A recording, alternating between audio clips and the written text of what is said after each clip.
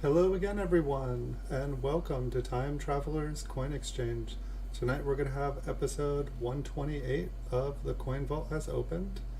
So this one's a little bit different here. I had some mint cellos coming in the mail, but they did not arrive in time here. So I pulled out my backup plan. I pulled out the big bag of coins here. So this was one that I was thinking about starting a little while ago. But it's just a big bag of coins. Oh, almost broke the chair there, but it's going to be my little side buddy here. Hello everybody, welcome to the stream here. So I don't know exactly how we're going to do this. See if we got everything working here. But the first coin that I pulled out here when I was trying to take photos here, it looked really nice. I almost feel like if I turn on the light here, because I was trying to take a photo earlier and the toning just did not want to pop out for me. But pretty nice looking toned coin. I'm not sure what the grade on this would be. It's got so many colors on it. Maybe we can see the details on the reverse a little bit better because they are not all thoroughly toned, so we can kind of see the surface a little bit better here. But I think that there's some wear on this coin. I don't think it was cleaned, however the front does look like it had a little run through a washing machine or something. But if we see anything fun in any of these, we can zoom in. And so I think basically the plan here is to see kind of what I put away. I thought that this had like a thing that said like do not open till 2019. I had one that was like 2019 and 2029. And so these are the ones that I believe had a sticker on them that said do not open until 2019, but I don't see that sticker. The tag was gone. I think I was looking, trying to find something one time. But these are coins I put away like 10-20 years ago when I used to do coin roll hunting. Most of them came from like 5,000 count bags of wheat pennies, because I used to search those a lot. And so this is kind of like the old school episodes of the Coin Vault. The Coin Vault has opened, where we look through a bunch of flips and then we look through a bunch of rolls. A lot of these ones are supposed to be some of the better coins that I pulled out. However, at the time I didn't have all the knowledge I do now, and so a lot of them appear to be cleaned, a lot of them appear to be damaged. But then we also get some, nice, beautiful BU coins in the middle of it all. We get lots of errors. So I can't tell you what we're going to find in here. It's practically like I'm roll hunting again.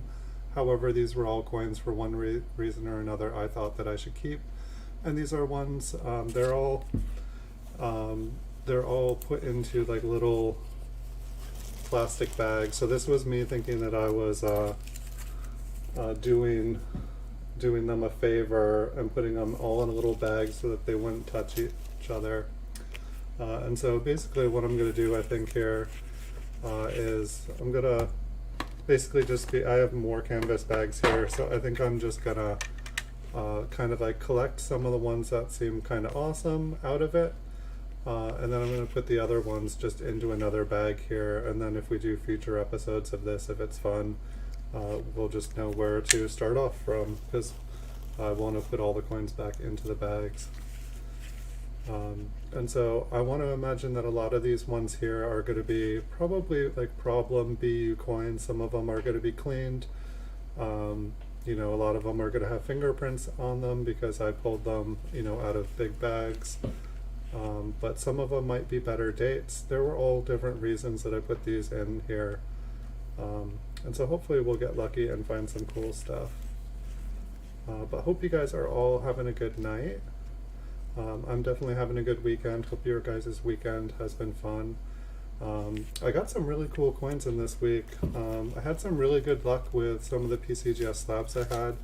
Especially, I got a bunch of 1956 Ps in MS66 condition.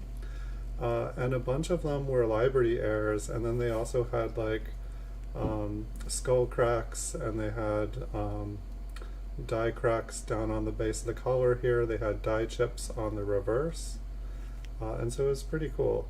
I'm used to finding them in like very circulated condition, or like, you know, maybe like this kind of condition here, but not a perfectly graded coin. If you call an MS66 perfectly graded, it's not. It's a 66 out of 70.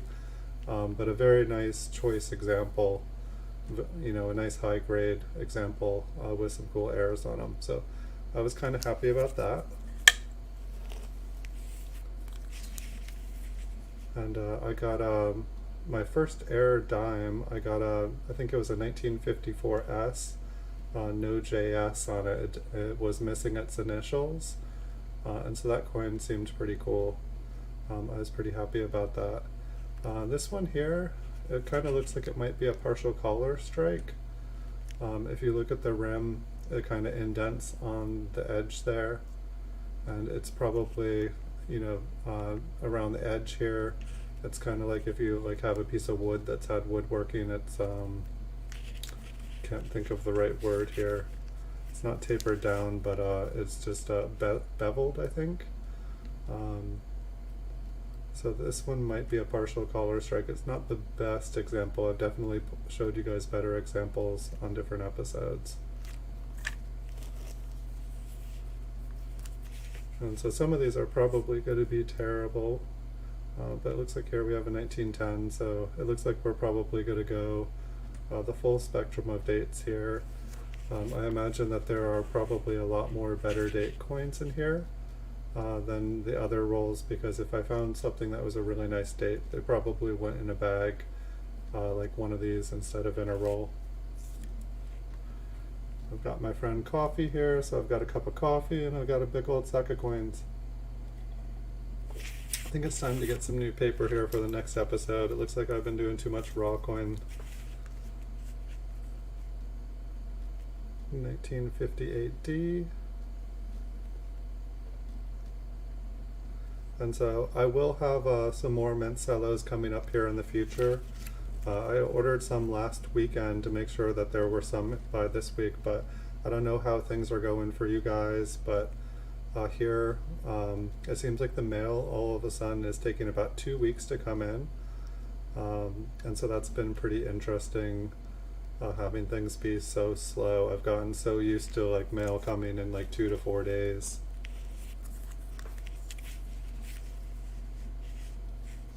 But there will be, I think I've got a roll of 1962, I think I have a roll of 61 and 63 and 64. Not 100, this one looks like it's got some sort of damage on it. It's probably been cleaned. It's kind of a little leopard scent here. Maybe some environmental damage. I'm guessing it looks like it's been cleaned. It's like everything has been stripped from it. And I got a 1995 double die coming in the mail, but that one still hasn't come in today as well. It's kind of an interesting, I guess this little bag has a crease on it. But it'll definitely be interesting to see how these coins have stored, just because I haven't seen these since they all went in. And so I think probably I wouldn't recommend putting all your coins in little bags like this. I had a ton of them, and so it was just what I had to use. Some nice fingerprints on this one. But I bought like I don't know, like 5,000, 10,000 of them on eBay. It was like ridiculously cheap. The person that I bought them from must have thought that I was like selling crack or something, because they sent me like thousands of sample bags with about every kind of little kind of pattern. You know, some of them had skulls on them, some of them had like Canadian maple leaves on them. It was quite interesting what they sent people. They're like, here's all of our other products. I did not put my coins in those. I felt like I shouldn't even keep them in my house, like somehow that they were going to get in trouble. I've never had that experience with owning plastic before. Like, wow, this could really get me into trouble. I've got these. I've got my digital scale for measuring gold nuggets.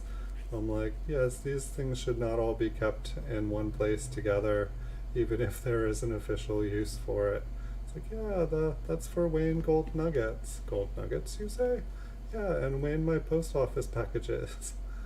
All right.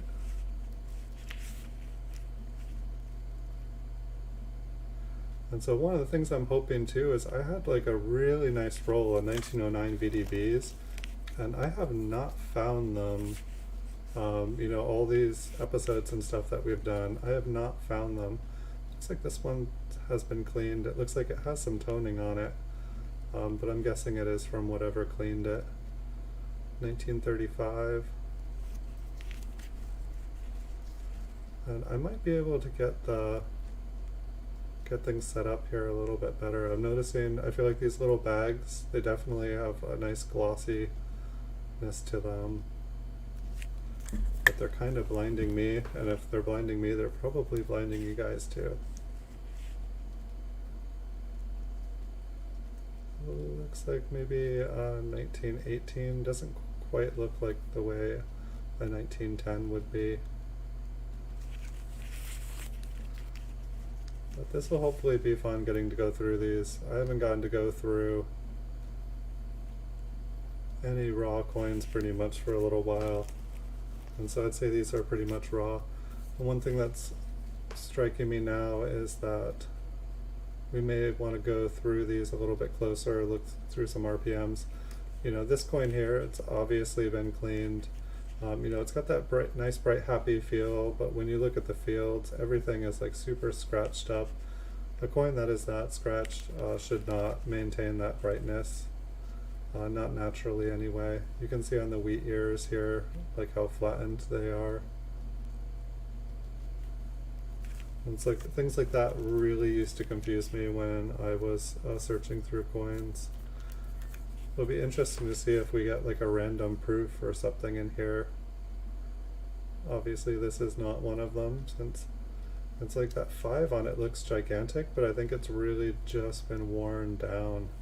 It's like another, you know, very nicely cleaned coin. You should see how, like this, when I pulled this one out like this, I was like, oh, it almost looks proof-like. It's so bright and shiny.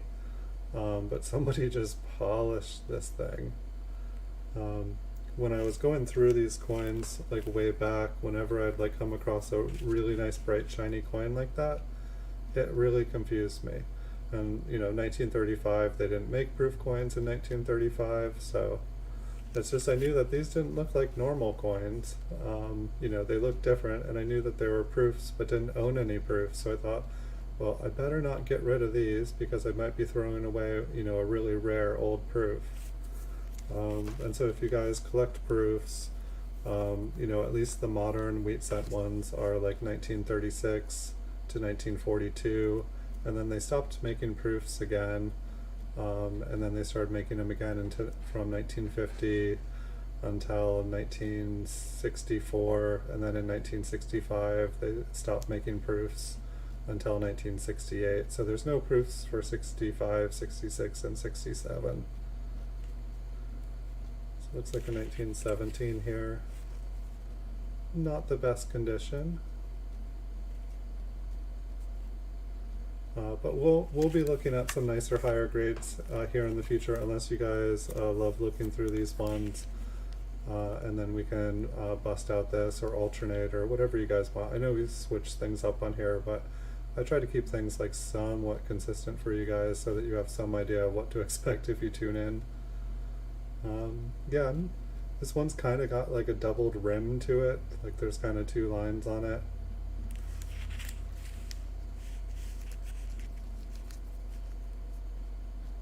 I think it has a little bit of toning. I don't know if I can get the colors to show up for you guys, but there's definitely some wear on the coin. It looks like we've got a little bit of something in here. We've got a memorial that snuck in here. I feel like whenever I found, it's funny, like some of these, it's like I have to imagine this was a brighter, happier color when I found it and put it in here, because this looks like, you know, just an okay memorial cent.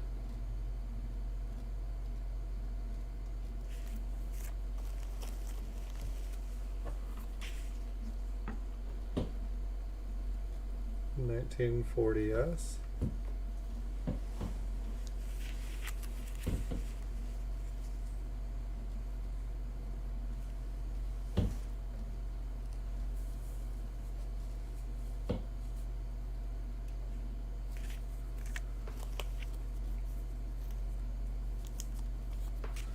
So I have like probably about 100 more coins, maybe more in the mail coming up. So there should be a lot of really, really nice coins. I think I managed to pick up a couple more double dies. I've just been really interested in them. I've wanted to buy them, but for a long time, most of them were just out of my price range, and so unless I got a really killer deal on them, I just didn't pick them up for my collection. But lately, it seems like the auctions have been quite generous. I don't know if you guys have been dabbling with them, but there's a lot of good deals right now online. I think a lot of people are really feeling the pinch of the pandemic. Seems like the stimulus that's been being talked about for 6 months just has never materialized. I'm glad we don't count, and probably some people are counting on the government coming through with things, but yeah, I definitely not gonna hold my breath. 6 months is a long time to hold your breath. I'm sorry for everybody who is needing a stimulus check right now. I could definitely use one, but I know there's people that could use it a lot more than I could.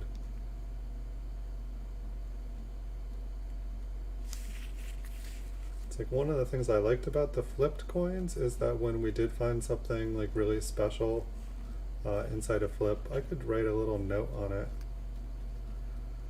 I'm looking at like the wheat ear there. It almost looks like there is like another little stem coming out of the bottom there. I'm actually a little curious about that. I don't know if that's just a scratch.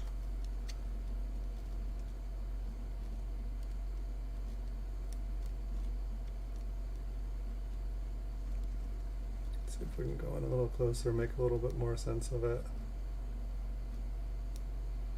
I think it's a scratch. That would have been kind of a cool, even if it was just like a little die chip. That would be pretty cool.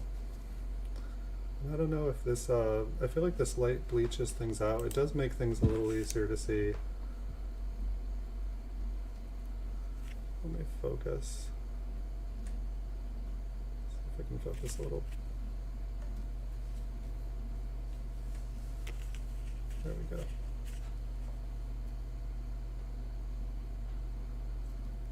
Kind of. See if the front is better.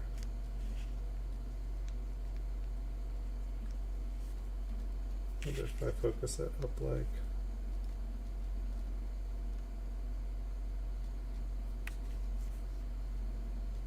That looks a little bit better.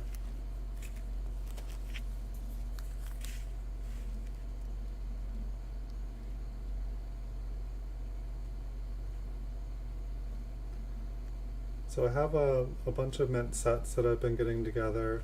Hopefully be able to do a show of searching for errors and searching quality in mint sets here pretty soon, because I think that would be fun. And if produces any results, if we start finding some cool stuff within mint sets, it's usually a good thing because it'll usually be a much nicer coin than average, at least one that we pulled from circulation. That's too bad. This one looks like it was a pretty nice coin and has a big glue spot. Maybe this was glued into an album. Maybe it was supposed to be an example of the front of the coin. But I'd like to start doing some proof set searching. Just it seems like a really good idea. It seems like as the prices of silver has been going up, the price of proof sets have been going up. I feel like a lot of people have been buying proof sets to then just keep the silver. But there's some really nice coins you can find in proof sets. You know they haven't been touched by hands. You know that for the most part they probably haven't been exposed to different substances which are going to give them weird colors. But I'd like to start searching them. And I still have the 10 unopened mint sets, and so I figured maybe if we start going through mint sets, we can maybe open one of those an episode, or maybe I can, set up a premiere where if we get enough people interested in, we can just have like a big show where we open them all. These Mincellos here, or it's not a Mincello, I'm sorry, these plastic bags here, they don't seem like the Mincellos almost seem easier to focus through. I thought that these would be a little bit clearer, and now I'm surprised to see that Mincellos are actually a little bit easier to see through. So this looks like a pretty worn 1910 here. I'm hoping that we find some older coins in here with some mint marks. 1954S. But it's interesting, like by going through all the older coins, especially the really worn ones, looking for errors, now I've been noticing while I'm doing my videos of the high grade PCGS ones in the slab, I'm starting to notice all the errors on the slabbed coins, which are all really high grade. And so I feel like just doing these shows here for the last 6 months, I guess it's 10 months now, wow, time flies, it's really helped me learn a lot about all the different errors and stuff. And when you have a bunch of coins, like thousands and thousands of not the best condition ones, it gives you a lot of stuff to look through and to learn from, because I can only I don't own, as if we went through a lot of coins to find all the different errors that we did earlier on the show, and I don't own that many slabbed coins. I got a few, definitely got a few, but I was pretty psyched to figure out that on eBay there's like something like 120,000. I can't even quite remember. Here, I can check.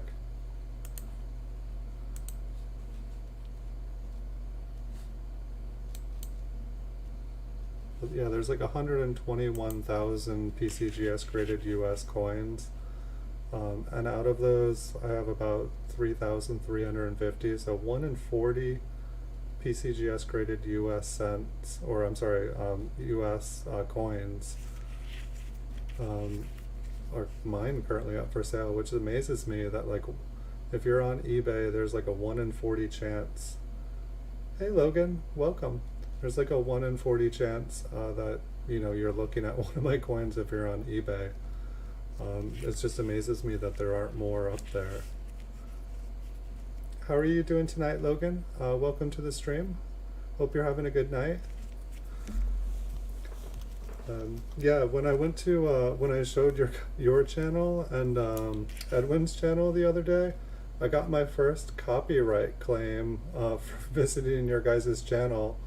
I think it was Edwin's. I think he had music playing on his video, and because the music played on my stream, I got a copyright claim just for like the 30 seconds that I was checking out his channel, picking up the link. I was pretty amazed. And so I guess I'm pointing out, just be careful if you're on your stream and you're plugging other people's channel. If they have music going and it's copyrighted, I try to be so careful about that stuff. I didn't have my headphones on, so I didn't realize there was music going. But then the next day, within not even 12 hours, I had a copyright claim on episode 127 of The Coin Vault Has Opened. So that was kind of fun. So you all be careful if you guys are streaming. Make sure all your music's turned off. Make sure that there's no television shows, movies going, that there's like no games, anything. Which makes me wonder how like video games and stuff don't. I used to stream, and now I'm thinking about all the like music and stuff that was on the games. Looks like this is maybe like a replated steel scent. This looks way too bright and glossy. I'm guessing the wheat ears will be kind of smooth. It's not too bad. I think this one must have been replated.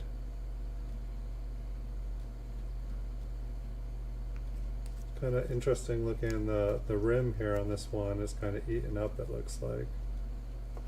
Unless it's just the bag. Quarter ounce of gold coming your way. What did you do?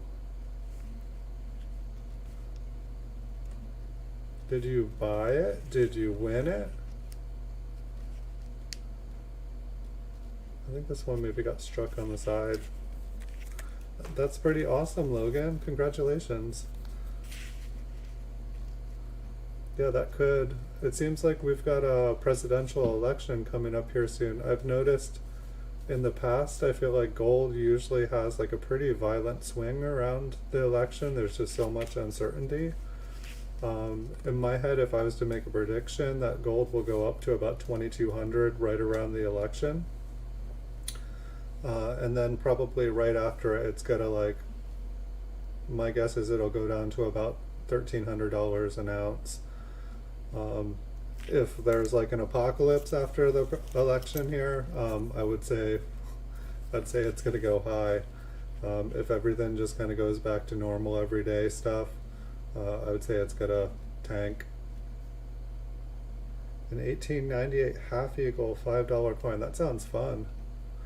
Ooh, this one, speaking of fun, this one's got a little bit of toning on it. Just a little bit of color. See if I can make it pop. Maybe I turn on the light for this one. It seems like when there's toning on these, they at least show the color a little bit better, even if it's a little blindy. I think we can get a funner coin to look at.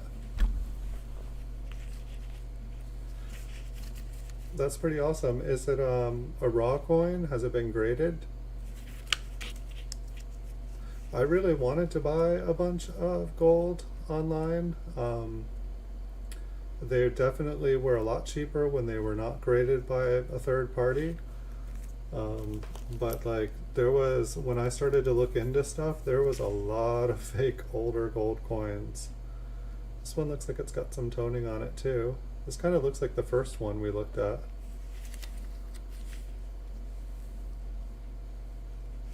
Let me turn on the light for this one, see. Yeah. Excuse me. This light, the LED light, with these, they really seem to pop when I put it on a really nice one. But it seems like we've been getting quite a few of these like kind of greeny purple ones.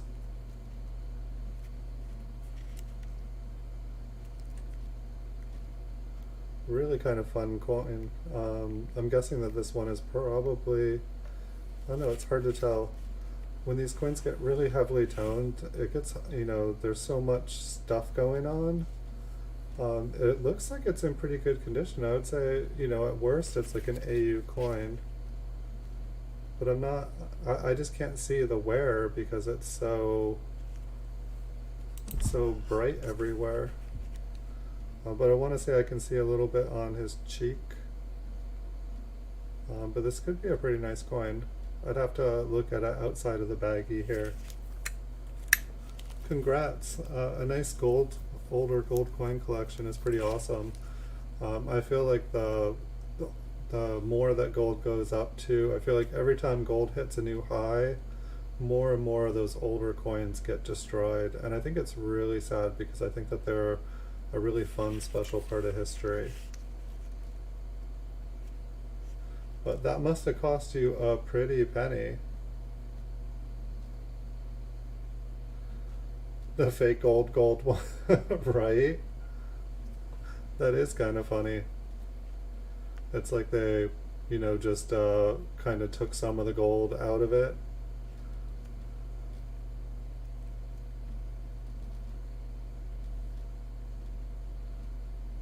It's like they just remade the coin, but they used gold, but just, what do? Mix it with another metal and then just pass it off so that it'll kind of pass the gold test.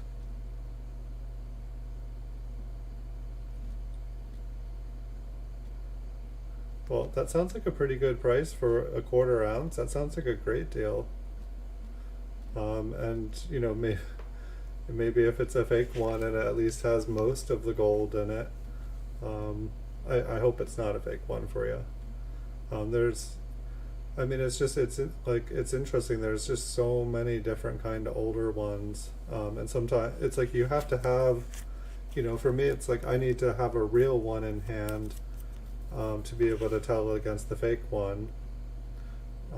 But this one kind of looks like it's a little bit of a woody, kind of an improper metal alloy. Very, very worn 1917 though. If it's real, that sounds like a really good price.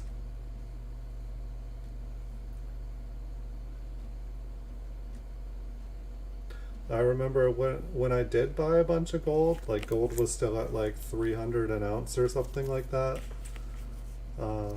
It was fun. Silver used to be like, when I was buying a lot of silver, it was like $7 an ounce. And then when both of them skyrocketed, I sold like a third of my collection. And then when it went up more, I sold another third. And then it went up more, and I sold another third. And then it went down halfway, so I bought a bunch. And then it went down more, so I sold it off. The only silver I really have now is just some of these, quarters and half dollars and stuff that I've been buying that have been graded.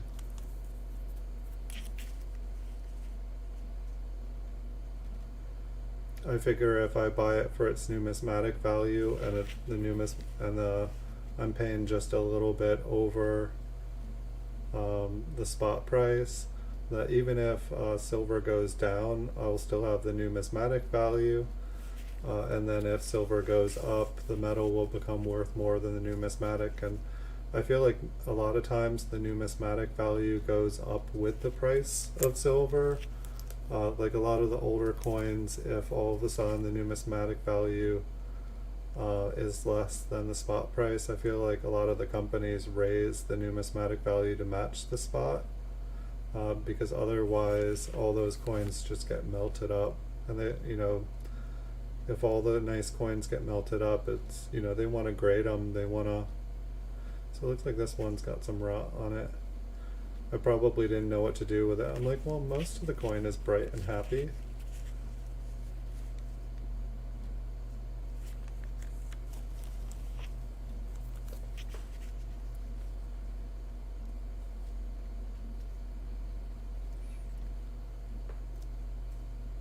I'm not sure. I think this one may have some sort of glue or tape on the surface. I see something like kind of over here and over here. I feel like this is the original part of the coin.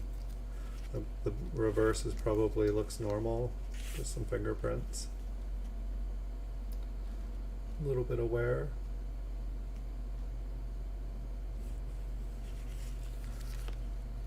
I mean, it probably would be useless, but I don't know if there would be any point in cleaning up this coin. I don't think it's a high enough grade.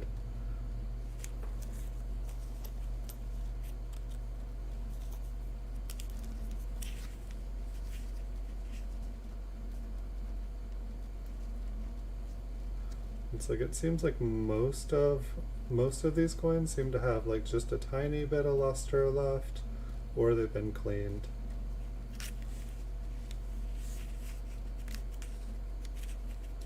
This one's definitely got some spots. And that actually looks like it's the original color on it. I was thinking that it was heavily cleaned for a second, but the luster on that looks right. Let's look at the front here again. I wonder if this was in an album.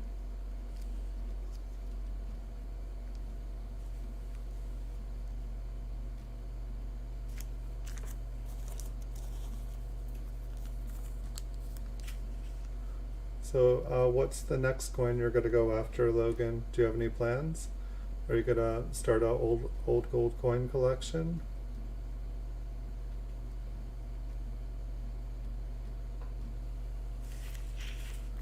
It definitely would be fun.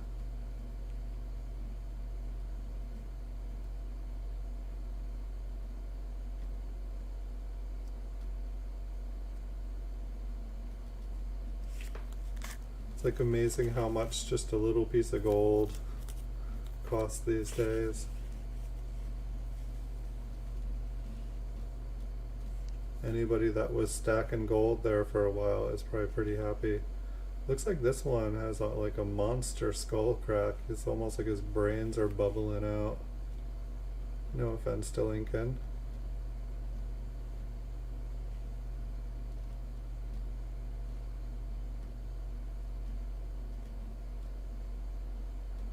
Is this one like a early precedent or early present for the holidays? I think your birthday was like in July or something.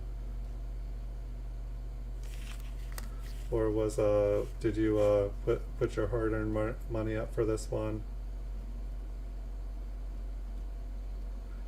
It's probably not a bad investment, no matter whether gold or silver goes up.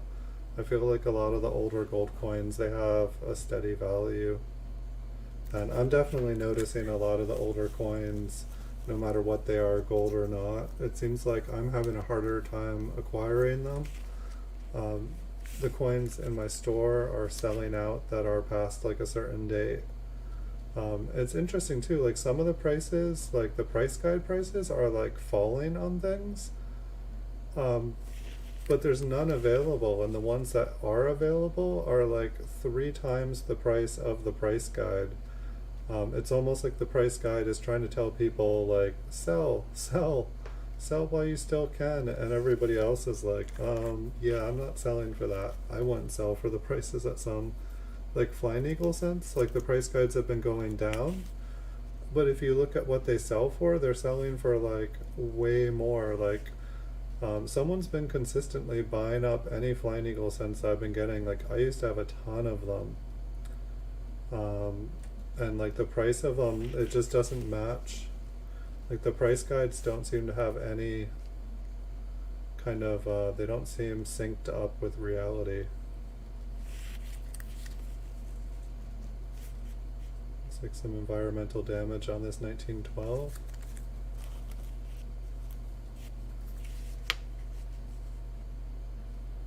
In 1952. I got a couple MS66 1952s in this in the mail coming, so I'm pretty excited about those. I think I got a lot of 1952s coming in the mail, but I only got 2 MS66s. I think I got an MS60, or I'm sorry, I think I got two MS66 reds and an MS66 red brown. I didn't really get to see the red brown one too well, but I'm hoping that it has like some awesome toning. You never know until you see them. Speaking of toning, this one looks like it's got some nice pool of toning underneath Lincoln's shoulder. Wow, actually. I didn't even see the fire over there. Let's see what it looks like. Whoa. Yeah, so let me just put on my magic toning light here. I like that little rainbow under there. It's really pretty. It's like blue and green and pink. And it's not the best date coin. Kind of almost looks like the plastic bag is like flush against his chin. That's some pretty blue. I don't find blue like that on Lincoln's very often. Let's check out the back, see if there's any more hiding here. Oh, there's a little down there. Yeah, I like the blue on this one on the front. I think that's my favorite color I've seen. I don't know, the green and purple on the other one, it was pretty fun earlier.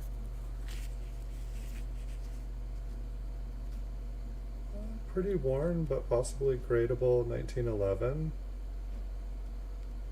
And hold on, I should maybe turn off the light now that we're not looking at one that's toned. I feel like the light is good for toned coins and not so good for looking at darker ones. Hey Stern, hey Super Silverman, welcome. So we're pulling coins from, for anyone that missed, we're pulling coins from this here, and looks like, I don't know, maybe this was like a buffalo nickel bag at one point. I'm not 100% sure. But yeah, I had some mint cellos in the mail, but it's been a week and they're still in Florida. The good news is once all the rolls of mint cellos that I have coming in we'll be good to go for a while. We're doing pretty good tonight. Thank you. How are you doing? We found some pretty nice looking tone coins in here. This might be the nicest kind of BU looking one we found. There was a 1940D with a nice back. This one might, I don't know, this wheat ears look a little flat. So maybe this one has been cleaned. But doing pretty good here.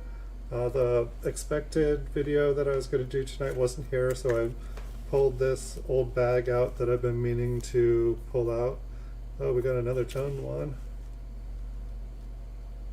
I'd say this one's been cleaned with toner. It's beaming though. Look how flat that 1952 is. I wish they could clean coins with whatever they used on this every time. But yeah, I mean, it almost looks like it's like, let's turn on the light on this one, see.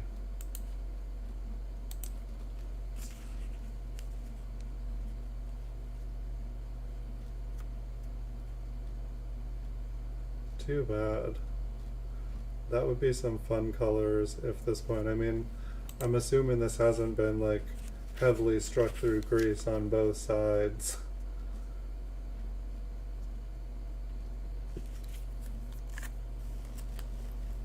I don't know if I have any fun coins over here. I feel like there was a couple, oh yeah, the 1956s. I found two 1956s, the 1956 MS66 Reds in a PCGS slab. They had the Liberty Air here. They had a huge die crack coming down here, the skull crack up here, and then on the reverse there were like die chips on both sides here. So there were like 4 different airs on the coins, and they were graded MS66. I did find another one, another 1956, that it had the die chips on the reverse, it had skull cracks up here, and then it had like a die crack that was like a lightning bolt coming through, like just forking off all over in Lincoln's coat. And that one was an MS66 too. Those were really, really cool. And actually, I've got that No.js dime here. I don't know if you guys have ever seen one of those, but I thought I'd pick one up. I'd never seen one before. But it was kind of interesting because, I don't know, most of the lettering here is gone. Here, it's right here, so I'll show you guys if you want to see it. You know, right up here, there's supposed to be the JS for the initials in between 1954 and here, but you know, then over here you're basically missing we, and I don't know if that is like, it looks like it goes inwards, but at the same time it almost looks like, I don't have another No.js to know if they all have this kind of, if this is kind of like a lamination error on the dime. But it's like, you know, like Liberty is like pretty faded on it, and you know, same with In God We Trust here, but I've never seen a No.js one before, so this is No.js FS 901, and so that was pretty cool. Here, I'll see if I can show you guys.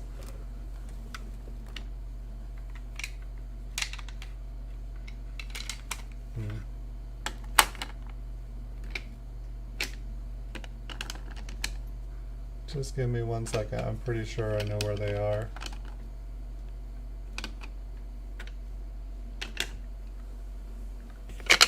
Let's see.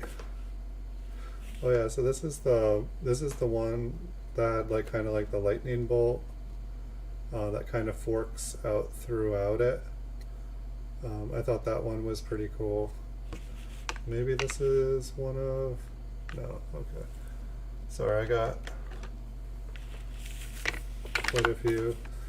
And so this is one of the Liberty ones here, and then there's like a nice big die crack going down through the bottom, and then like Lincoln's got like a nice big crack in his head up here. And then I think this one had a bigger, there's like a die chip going up the bottom of the stock. And there's a little die chip on the edge of the T here. But there are just some really nice coins. I think one of these, yeah, this one, it's kind of got some like, you really can't see it, but this area over here has kind of a lighter, almost like a yellow toning to it. But I was pretty psyched to get those. And I got them at a really, really fun price. So I was pretty happy about that. I don't know if I have anything else fun over here. Oh. I'll turn the light on for this one, see if it blings.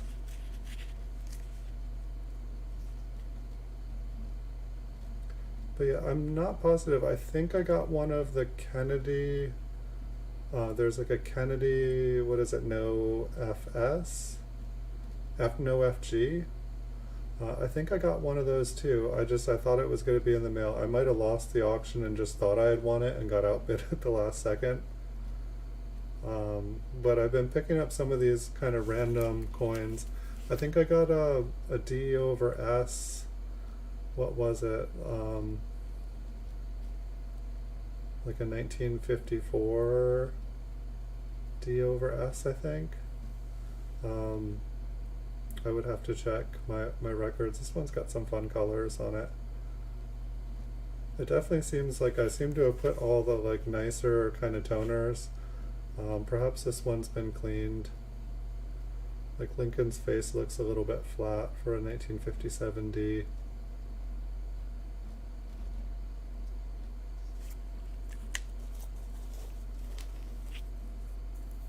But if I did get that Kennedy half, I'll have it here hopefully within a week. I'm imagining with like the Amazon sales and stuff that probably the mail is going to be slower, even though I think FedEx does a lot of the stuff. And then with like the election coming up, I feel like the mail just keeps getting slower. eBay seems to have the estimated search of everything at like 2 weeks these days. It used to take like 2 to 4 days to get my mail. It's definitely slowing things down. Like there was stuff I was expecting to like have last Tuesday, and it didn't arrive. There was stuff I was expecting to get last Friday and it hasn't arrived. But I did get a package in from July, or I'm sorry, a package I sent in July finally got to somebody. I had already refunded them because I felt bad, obviously. And so I refunded them, and they just messaged me and they sent pictures of the package, and like a quarter of the package was just like black and had like a giant, it looked like a shark had taken a bite out of it. Everything was like shredded and black, like it just got stuck in a wheel of a machine and just ground down. It was a really nice Indian headset, like a really nice MS one, and the slab had like 4 or 5 cracks, but made it. I was able to work out a deal with the person. They sent me back most of the money that I'd refunded them, and they had enough money to get it for pretty cheap and get it reslabbed for free if they wanted.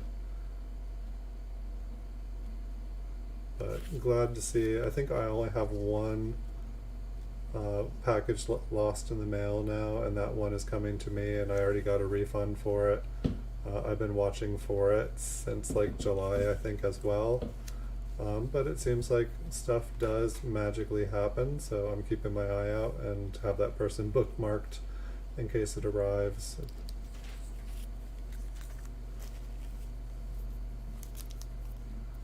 Looks like we've got another sneaky memorial here.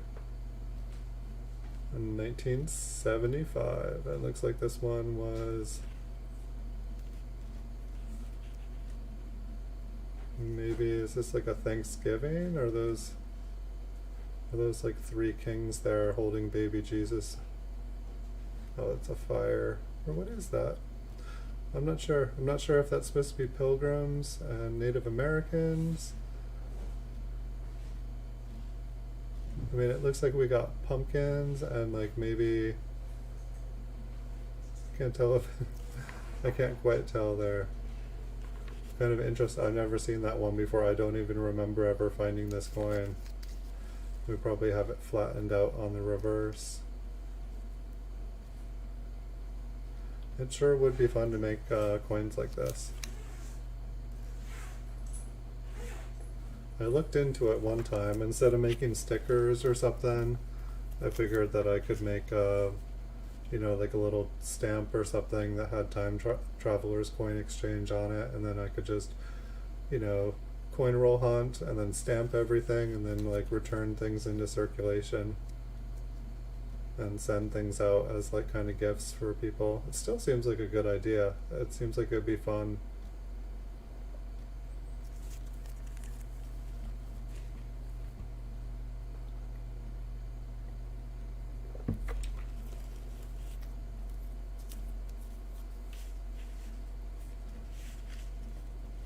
Let's see, a very, very cleaned 1954S.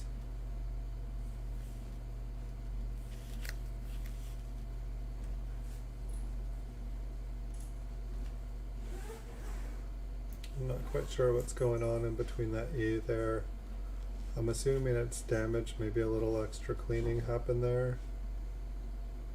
It's possible it's like a really, really minor planchet flaw.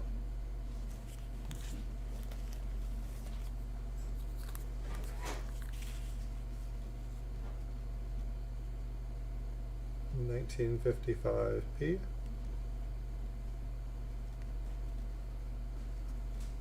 Trying to see if that's like a big scratch on his head. I don't think that's a die crack. I've never seen a die crack that low. My guess is it's a big old scratch.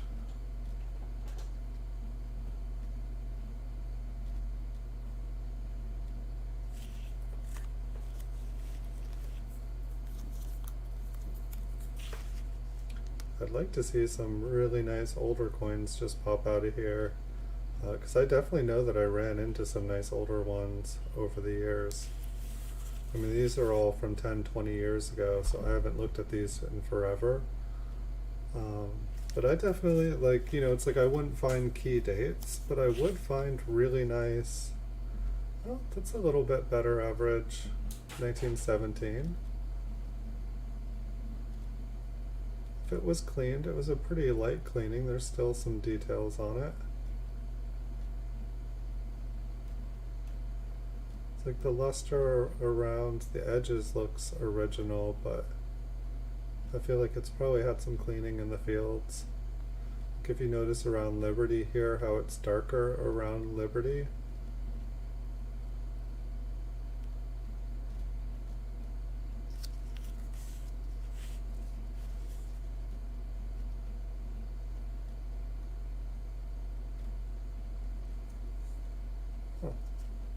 Well, I asked for a nicer looking team and we got one. I don't know, the surfaces on this just, you know, they kind of remind me of that really, really cleaned one that we saw. But then at the same time, like, you know, look at the wheat ears. You know, we've got some pretty big scratches up here. I don't, something doesn't quite sit right with me. With the luster.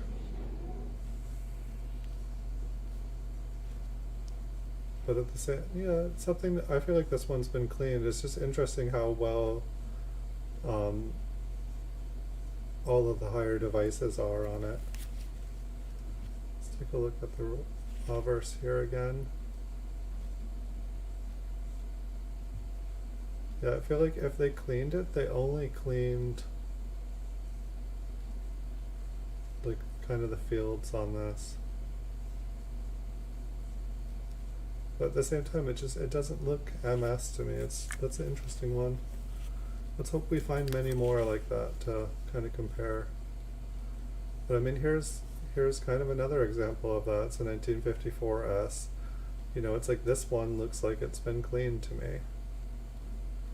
You know, the fields on it just don't look natural. It's like they don't have that kind of like smooth the same kind of smooth luster. But then it's like you look at this one, and it's like you can tell that it's been cleaned by the higher devices. You can see all the little dings and stuff in the lettering, and the wheat ears are, they're not all clean and precise.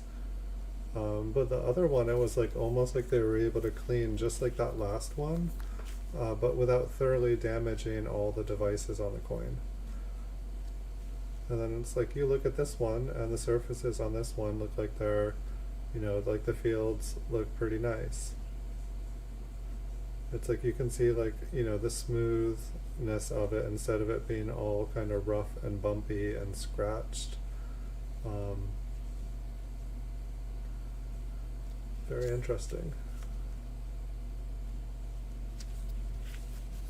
So I want to believe that that older one was cleaned.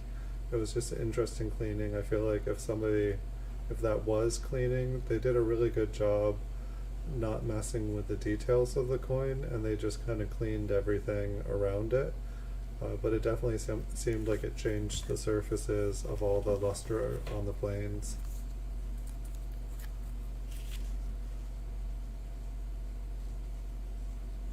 And it sure had a whole lot more detail than this one here. This one's not bad just because it's a nice brown color. It does look like there is a pretty good scratch right there on the right field. And then you can see here on the reverse, this has been all cleaned in here.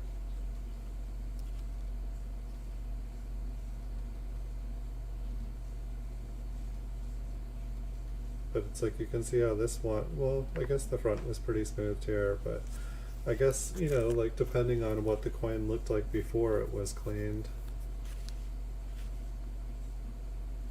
Here's the 1911. This one definitely looks like it's been cleaned to me as well.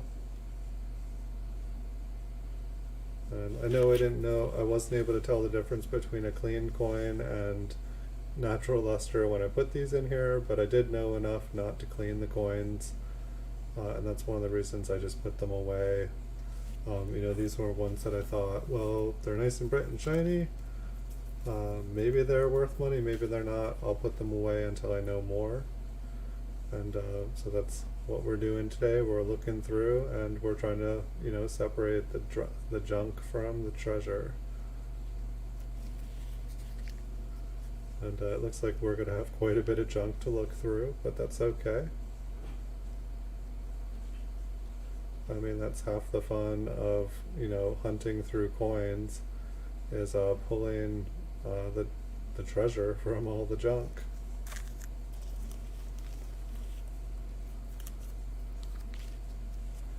And here, give me 1 second. I do apologize. I had like 50 offers on eBay right before things started.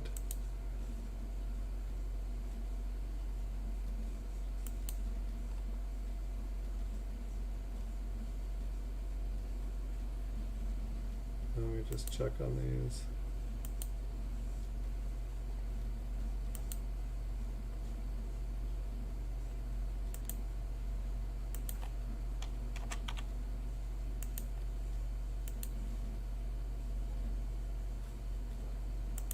Okay, I'll catch up with the rest after. I'm not going to make you guys wait while I make money. Just wanted to make sure there wasn't an offer that I couldn't refuse. You never know.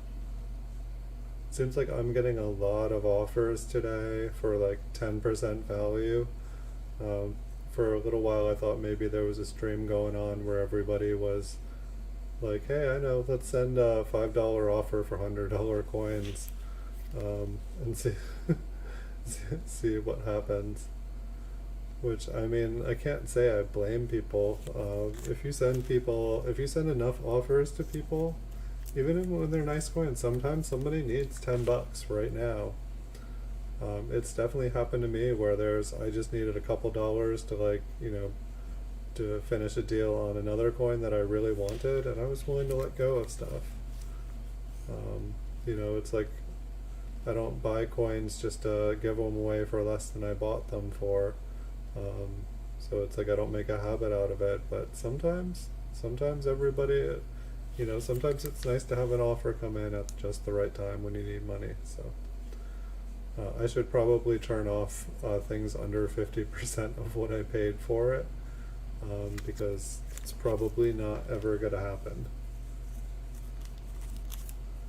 I believe this is, oh yeah, nice steel 1946. When'd you know it? We found the gold. You know, obviously here I'm assuming that this is a copper coin. If we look at it carefully, we will probably see the copper showing on some part of it. I almost feel like I see rust around the rim.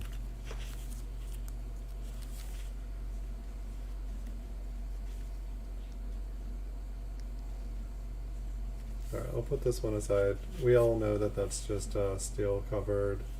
They did do a pretty good job though. You know, it's like, let's look at the wheat lines on the reverse. You know, it's probably just like a chemistry experiment. But I feel like normally when I see these, there is, you know, you lose a lot of the details when you plate. And I feel like usually when it's a chemistry experiment, I'll see like little places like where, you know, they like use like tweezers or something to dip it, you know, because you don't just want to stick your fingers in there. It almost looks like it's a little bit thicker around the edges here. I did have, when we were going through the other rolls, I did have a magnet here. Maybe I can get up before the end here and obtain a magnet for us to check out. Looks like a 1936S. I think this is a fingerprint. I think that's what all the spots are.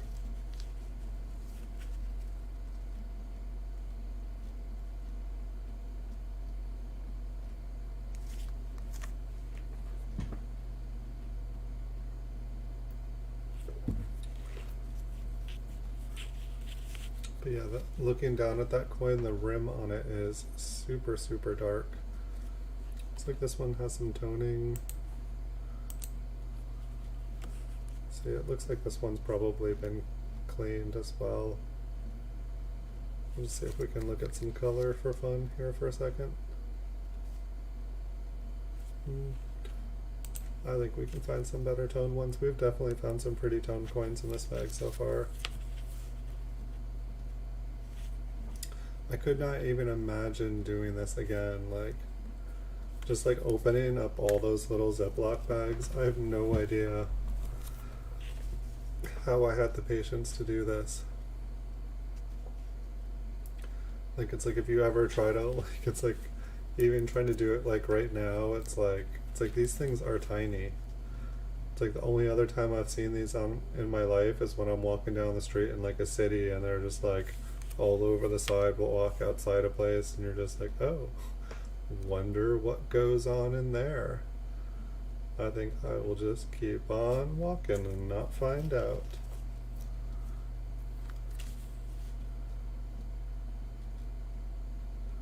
It'd be hilarious if I did use all the little sample bags that they sent when I bought this big bag of these.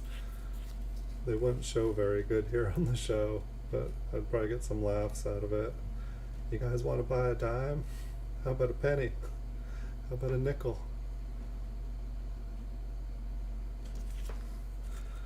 Parents, you gotta teach your kids about coin dealers. You gotta talk to them while they're young. Next thing you know, your kids will end up at a coin show. It's an interesting one.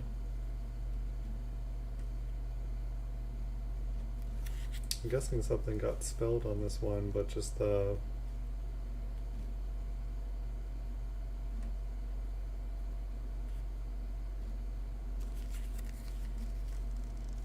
way that it's like darker.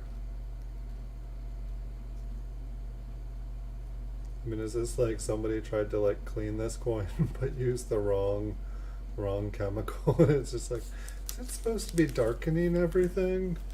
What's going on here?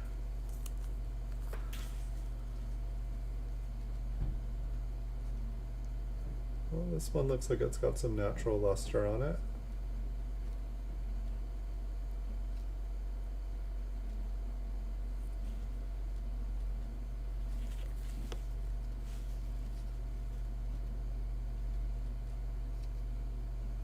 I think that's the on the bag there. See if we can move it around a little bit. Yeah, it looks like that was on the bag. This almost looks like a gradable coin. I'd say it looks natural. There's like some very faint spotting. There almost looks like there's a little mark right there, like maybe a wheel mark. It might just be a bag mark. This most likely came out of a 5,000 count bag of unsearched wheat cents. 1957 is not that bad of a year. If this was like an MS-66, which I don't think it is, my guess is that this is probably like a 63, tops would be 64, but you know, and probably, honestly, this is probably red-brown, even though it looks bright red. I feel like it's not, I don't know, I'd want to say it's a red, but like I feel like it's just got a little, like too many little off spots on it that they might say that it's a red-brown. You know, like all these little spots and stuff, that's not red. And so what do they have the option to call it? They call it a red-brown.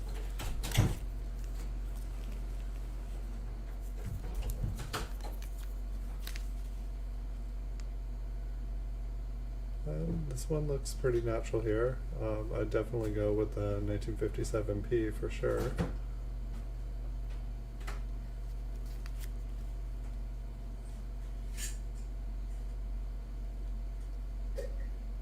But a low-grade MS coin. I mean, it's like I wish I just had bags and bags and bags of low-grade MS wheat cents. Which I guess I do. Here's another 1957. You know, this, what would this be if there was no cleaning or damage on here? Like MS-60, MS-61.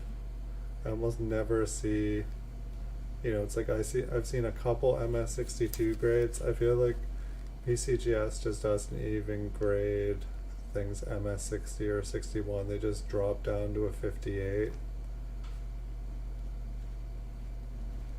It's like I feel like a 60 or 61 would have to have, like, it would basically, whatever was super wrong with it would have to have happened at the mint.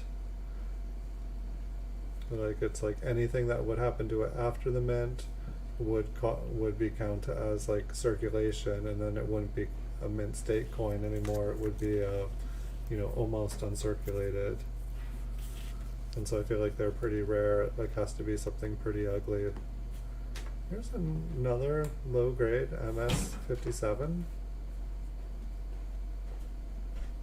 Seem to have hit a little 57 pocket in here. I'm just reaching randomly into the bag here.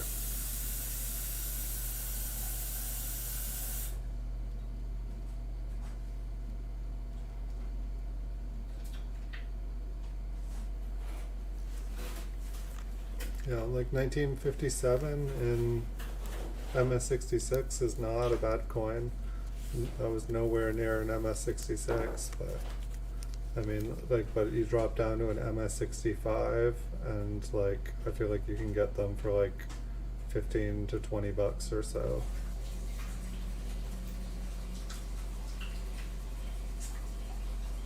Looks like this has been cleaned. It's got a little bit of toning on it, but I'm not really as excited about toning when it's obviously the coin has been cleaned. Looks like we're missing a little bit from the rim down here as well.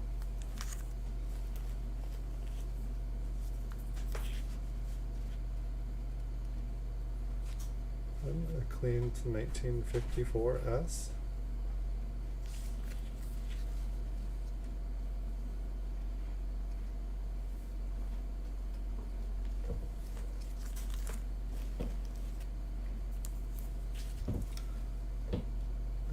1943D. For a second there, I was gonna say I think we have another fake steel cent, but I think we've actually got a real one this time.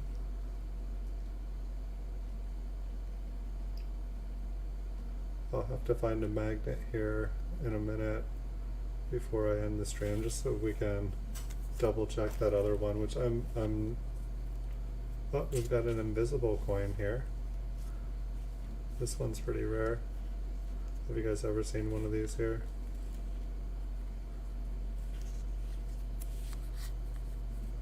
Oh. Looks like I didn't put a coin in that one. Sorry about that. And so this one here looks like probably a brown, like an MS Brown, 1957. Looks like maybe a little bit of circulation on it. Check out the reverse. It might just be, I feel like if this hasn't been cleaned, which it doesn't look like it's been cleaned, it looks like the surfaces are pretty natural. I feel like there's a little bit of wear on here. My guess is this is probably like an AU55, AU58. There looks like there's an eyelash in there, possibly. Wow.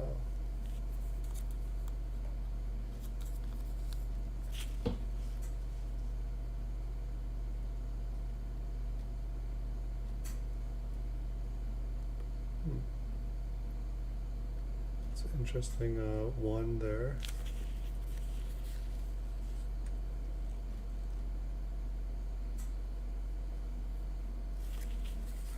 I want to check this one out.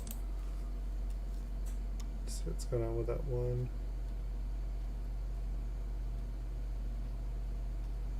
I'm assuming that it just got like damaged and pushed off to the side.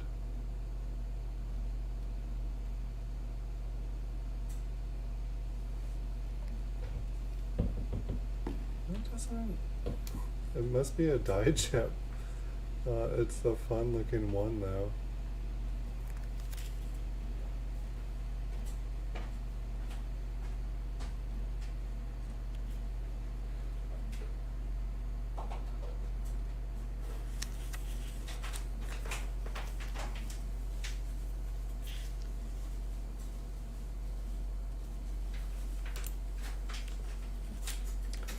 We can turn that off. This one looks like it's got a gigantic B.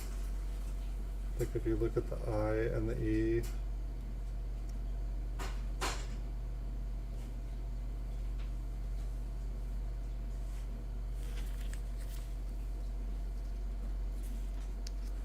Well, let me see if I can. I feel like when I focus it, when it's lifted a little bit. There we go.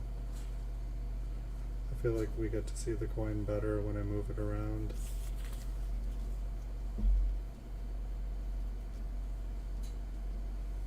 So many lights.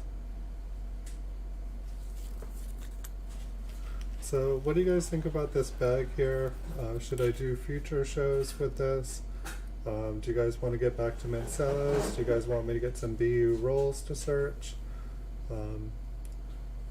The only reason I haven't done roll hunting just in, you know, like opening up like bank wrapped rolls and stuff is just, I'm not wanting, I feel like I'm never able to be careful enough handling. And then it's like once you open a nice roll, it's like you have to have like an end game for it. Like, you know, you like tube them afterwards. You know, you need to have somewhere an idea of what you're going to do with the coins after you open them. But I feel like it would be really fun to buy bank wrapped rolls, you know, original bank rolls, and then go through them. I would like to do it. I feel like there's, you know, a lot of opportunity to find fun stuff in them. This one looks like it's got some toning. Let's see if we can get it to bounce. A little bit of green. A little bit of pink, a little bit of yellow. Yeah, what was that other one? I got a nice coin today that had some nice toning on it. I'm trying to remember what it was.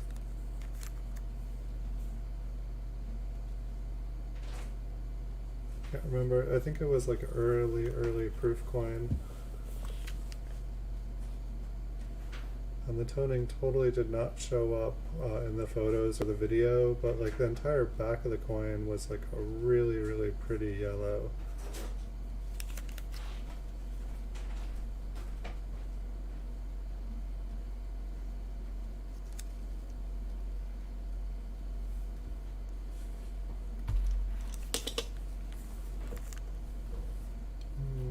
Magic coffee.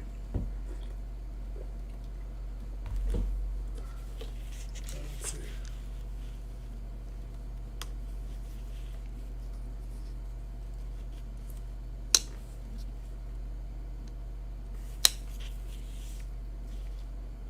I would say this coin is not steel, but look, it's magically toned blue.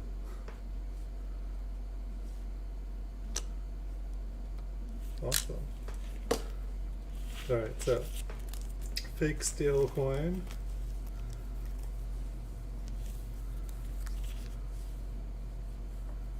$1950-60. It seems like we've been finding nicer looking 1950-60s and 1957Ps, which if I'm going to find coins from the 50s, 1957P, I'm pretty happy with those.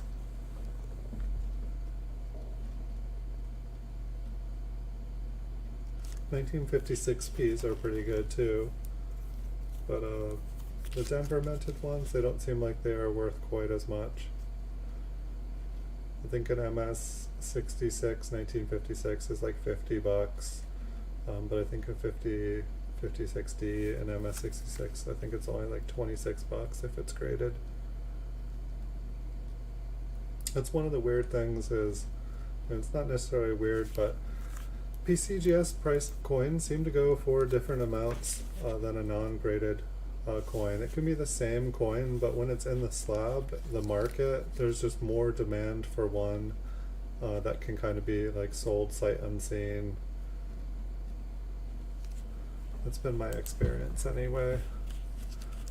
You know, it's like when I try to buy and sell coins that are raw in higher condition, I just have a really hard time online connecting with someone who's willing to you know, pay for the same thing. It's hard buying coins sight unseen. If you can hold it in your hand and see all the different things that are right or wrong with it, it's way easier to come to a determination of what the coin is worth. And it's like I make my PCGS coin videos here on YouTube, and I get the question, you know, what is this coin, you know, what's this coin worth, which is a great question.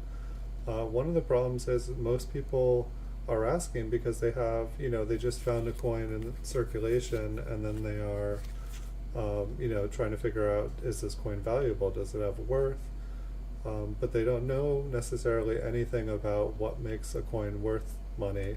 You know, a date and a mint mark, yes, those are some good clues.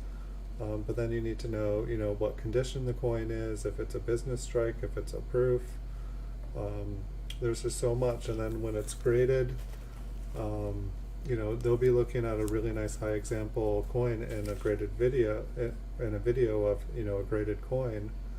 And then they'll have one that's, you know, they found on the ground in the parking lot. Looks like this one might be original here, 1935. It's a little bit better date. It's not the most awesome date. Little fingerprint on the bottom, I'd say. But I'd say that's about the worst thing going for it. I'd say the fingerprint would make it a red-brown. I don't think a fingerprint necessarily like means the coin's ungradable.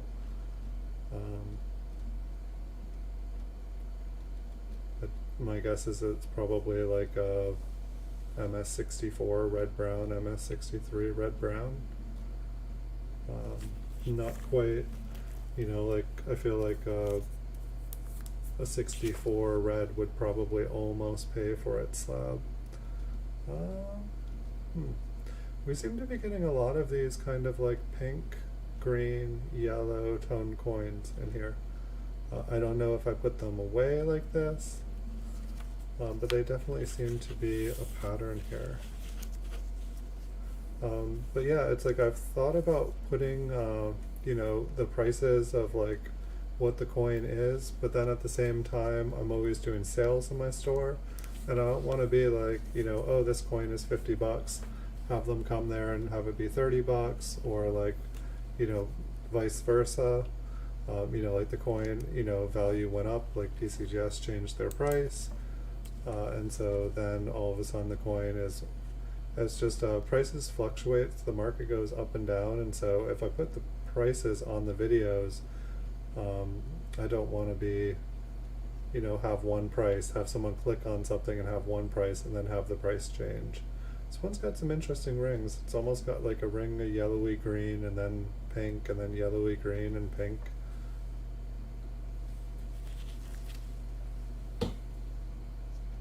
Kind of a fun colors on that one.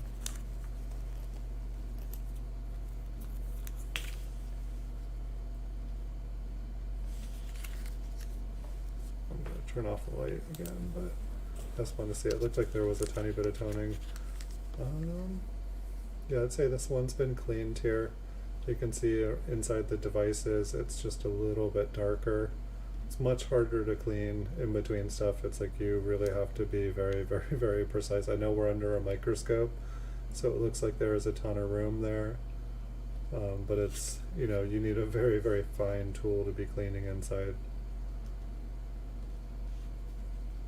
You know, it's much easier to clean the planes.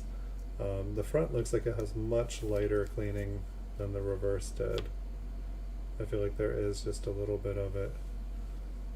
Perhaps they thought the front looked really nice, and so then they tried to neaten up the reverse, and they just went a little bit overboard, or, you know, cleaning off something, they exposed more damage than they thought was going to be on it. You know, maybe this is someone's idea of, hey, I was successful at fixing up this coin here.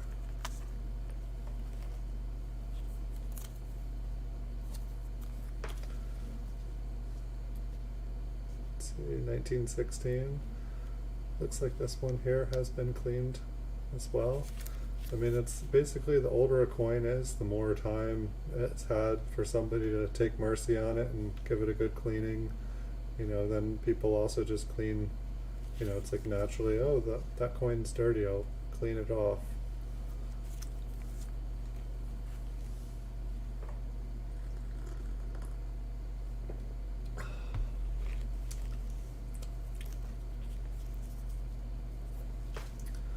I think it would be fun to find a nice bright, happy proof. I don't remember ever finding a proof like Lincoln Wheat Cent just in like raw. Like I maybe got one in like a collection of coins or something, but I don't think I ever found just like a random proof coin. Hold on one second, I got a bunch of notifications.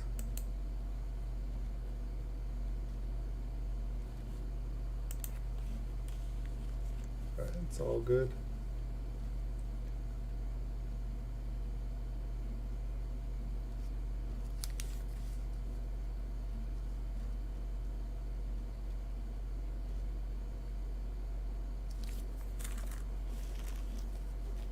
I don't think that one was cleaned. It definitely had a lot of like kind of marks on it. This one looks like it's got a little bit of toning, more of kind of a red-brown color. Maybe just a little bit on the reverse.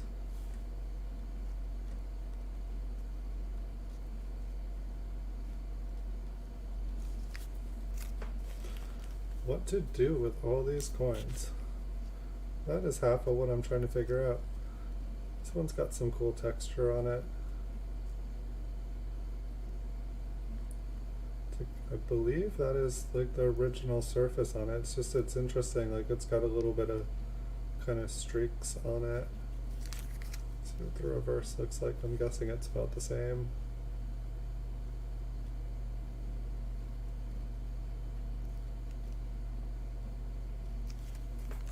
I mean, I don't know if I wait like, you know, I got time. If I wait like another 50 years or so, if all these ones that have, you know, some nice luster on them still, even if they're not the top pop coins, if they will become worth more.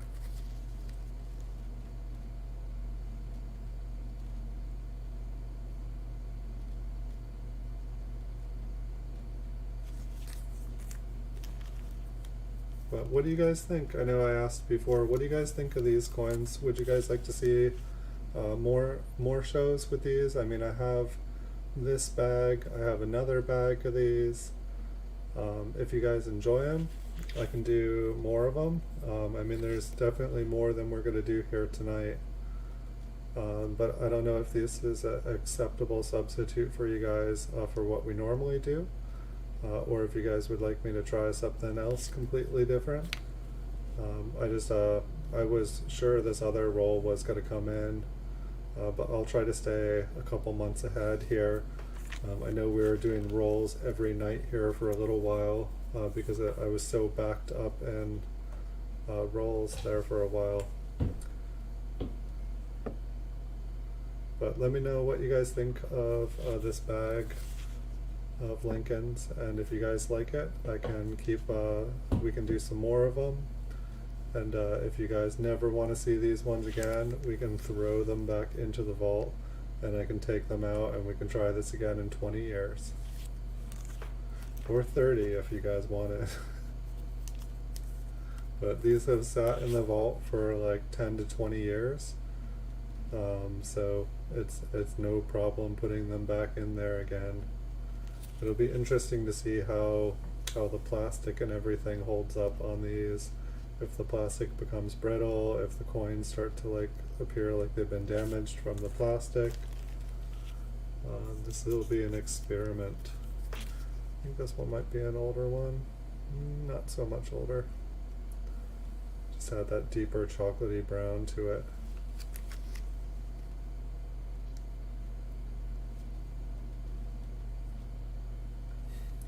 This coin here so far is kind of a mystery to me of why it was actually in there. I guess that's the Mintzellas. I keep thinking that that is on the coin. I think I've seen enough of that one. We shall move on.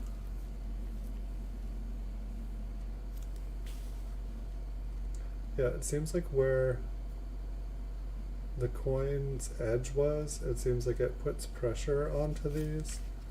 And it kind of, like, you can see I moved this one here, you can see like kind of the white haziness on the plastic.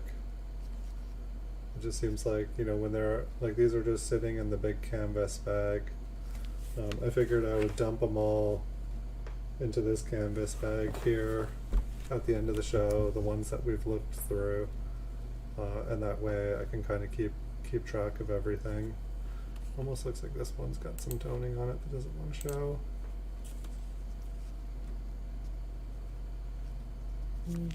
Nothing to get excited about.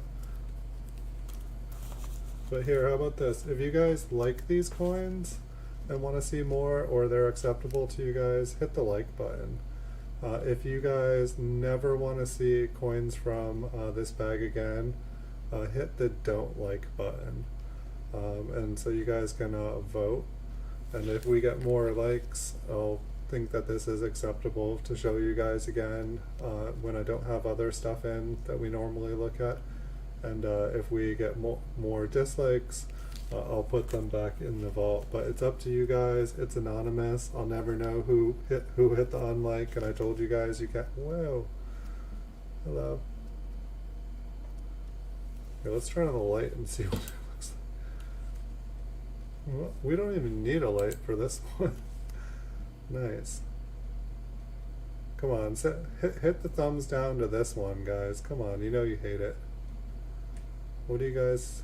I don't ever remember seeing this coin. I think this toned in the bag like this. What do you guys think? What do you think the back looks like? Good? Bad? That's awesome. Let's see some nice. It's like a party. That's a party on a coin. Oh yeah, oh yeah.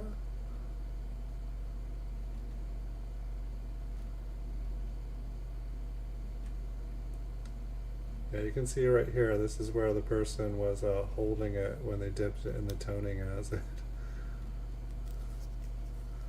Although it might have been the coin. No, never mind. Nice. Well, what do you guys think? Should we appreciate it just a little bit longer?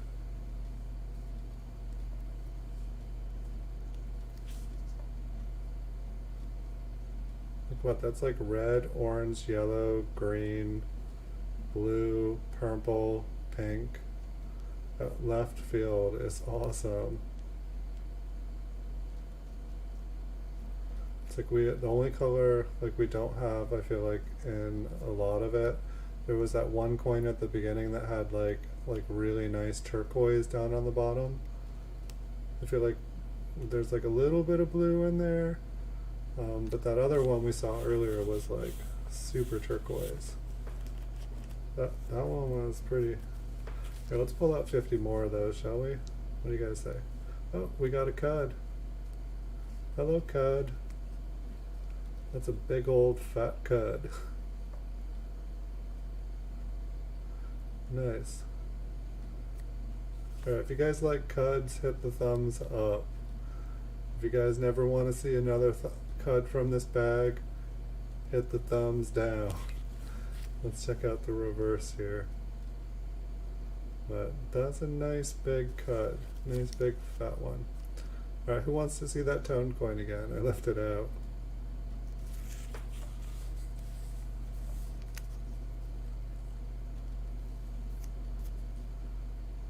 This one's definitely, I think that this might be the nicest toned coin I've ever pulled out of the vault. Like this one, like when I look down at this part here, it literally looks like a peacock feather.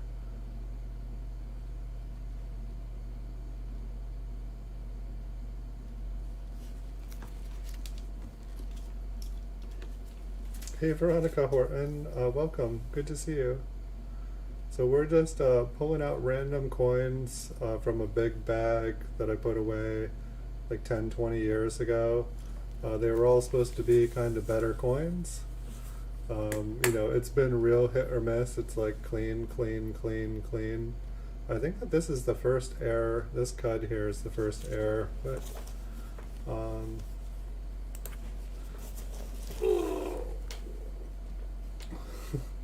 so that's what we're pulling from here.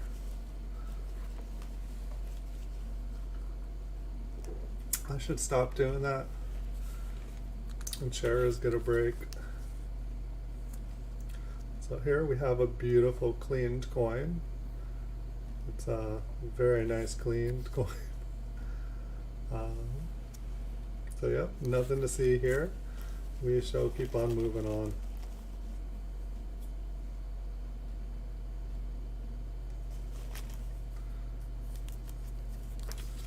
See things a little bit clearer. See it. I'd say 1919. There's a little bit of toning on it, but I'd say this coin has probably been cleaned as well. Probably what gave it its toning. How have you been, Veronica? Good to see you.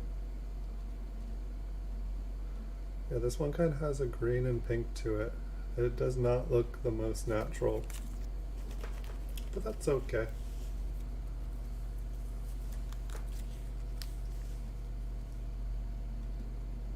$1957D, probably like a AU58 or something here. I don't know. I'm pretty harsh on mine. You know, I wouldn't say it's an MS62 red brown. It's got too much wear on it. I know the wheat ears look pretty good. I feel like his cheek and his chin, they just look a little smooth.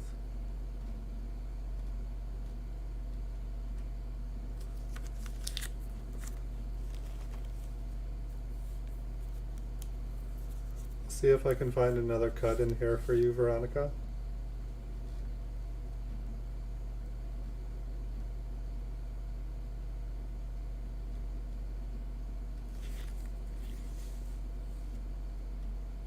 never know what we'll find in here.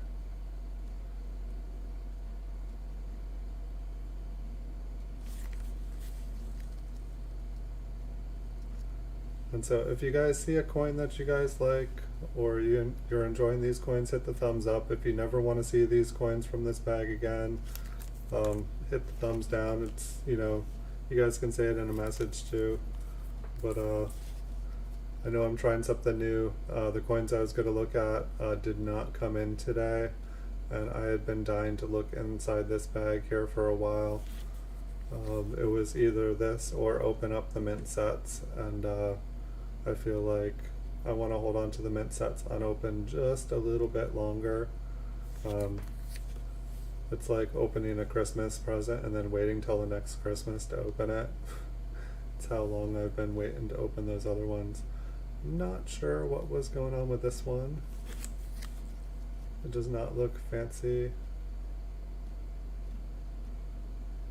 I don't see any errors on it.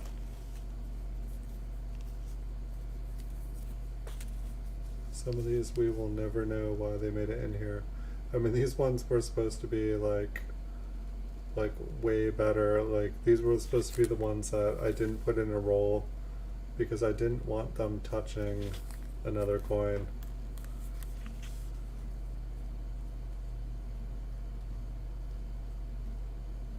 This one's got, I don't even know, I just see like the lines from the coin is put into the plastic here. Yeah, it looks like somebody tried to clean around, clean in between. Doesn't look like they were very good at it.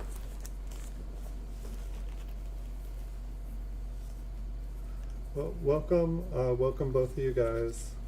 I hope you guys are having a good night.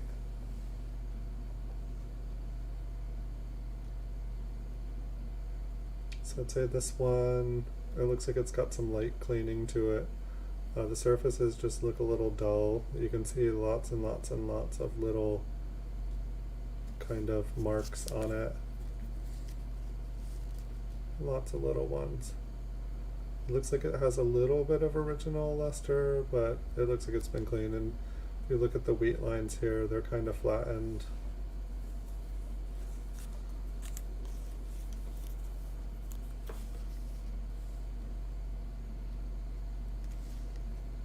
This one looks more original here. It's like I always find it interesting like how big some of the bees are and comparing to the eyes here. I feel like whenever I'd see, like, I feel like it's not all of them, but whenever I do see like a giant bee, I always used to keep it. Like, is that an error? What's going on? Do they really mean to make the bee that big, or do they run out of the normal size bees and then, oh, we got this bee, you want to try this bee? Sure, let's put that bee. Ooh, that looks too big. What, you used it all yesterday? Dope. 1916, this one looks pretty worn here.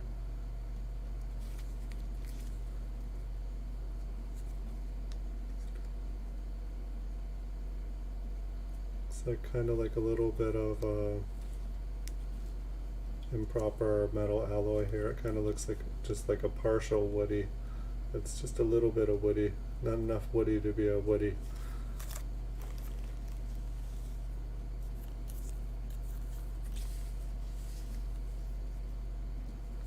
Hold on, let you guys check this coin out for a second while I enjoy some coffee, because it's 10:39 at night and apparently my coffee levels were getting low. There was too much water in my bloodstream, so I needed to balance things out just a little bit.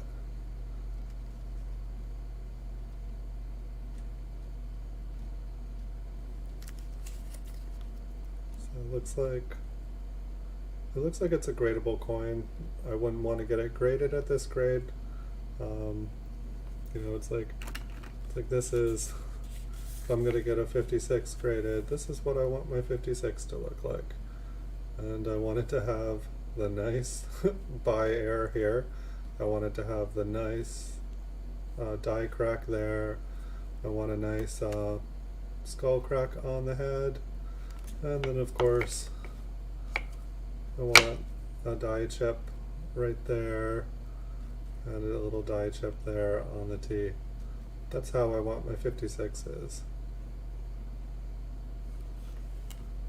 But they all can't be like that anyway. But boy, was I happy when I found those ones.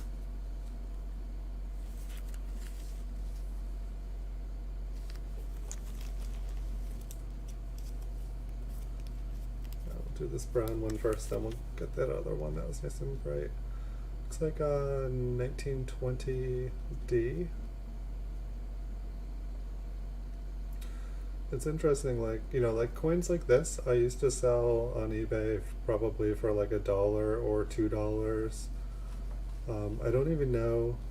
I feel like the coins have been like sorted and like found and hoarded, you know, so much better these days. Like, it's like I don't even know if there's still markets for like kind of lower grade. Just like my first eBay business was just, you know, I had every date and every mint of wheat pennies up, and you know, it was just like, I'll send you guys the best one I have. And so people would order like, you know, 10, 20, 30 different coins for $1, and I would just send them in a normal envelope. It was basically, people had holes in their penny books and I sent them the holes to fill it. And while, you know, when I was younger, like 20 plus years ago, it was, you know, a way to make some money on the side. But it's like now the amount of time that it took to, like, you know, sort all the pennies, and it just seemed like eBay became more and more and more competitive, and all of a sudden people were able to, like, you know, charge like, you know, or sell them for like 30-35 cents when that's how much an auction ends for, or the, you know, just a final value fee or just a listing fee. It just, you know, when I first started on eBay, it was 1 cent to list an auction. It was 2 cents if you added a picture. When I first started doing eBay, people didn't even put photos. It was more like things looked like a classified in like the classified ads, you know, where it was just like a line or two, like, you know, like Princess Bride movie, you know, like VHS, 1999.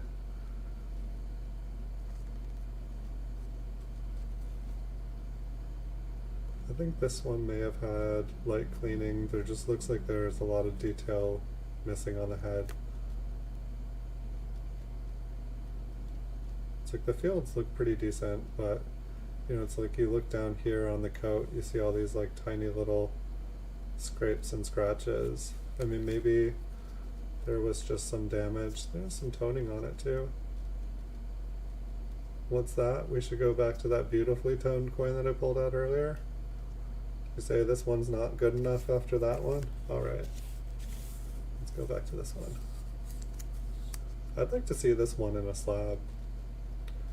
I have to imagine that PCGS would send it back and say, you know, like, genuine, or yeah, like genuine, questionable color, you know, something.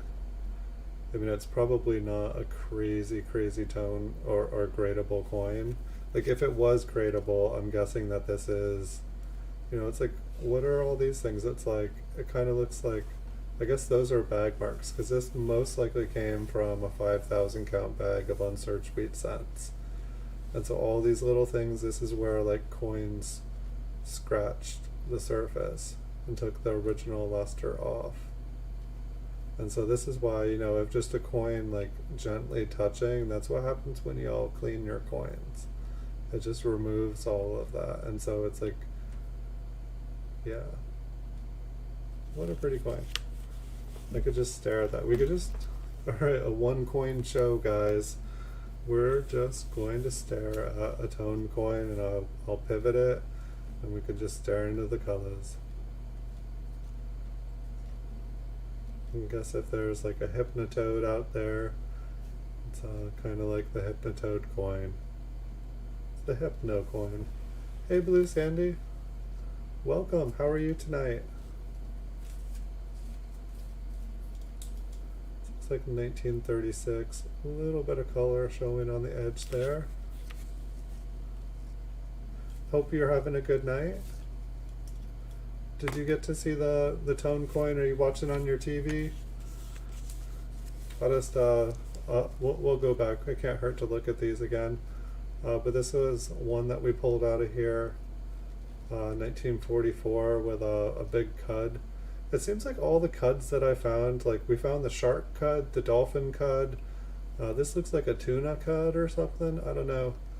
What do you guys think? It's like the goldfish cud. Doesn't quite look like the dolphin, but it's like I always seem to find the cuds, and they're right down here on the bottom here. I'm doing pretty good. The smoke here is doing a lot better. I've been pretty much non-stop caffeinated here for like a week here. The coins that I was hoping to show you guys didn't come in. However, we got to look inside this bag that I haven't looked at inside like for like 10-20 years.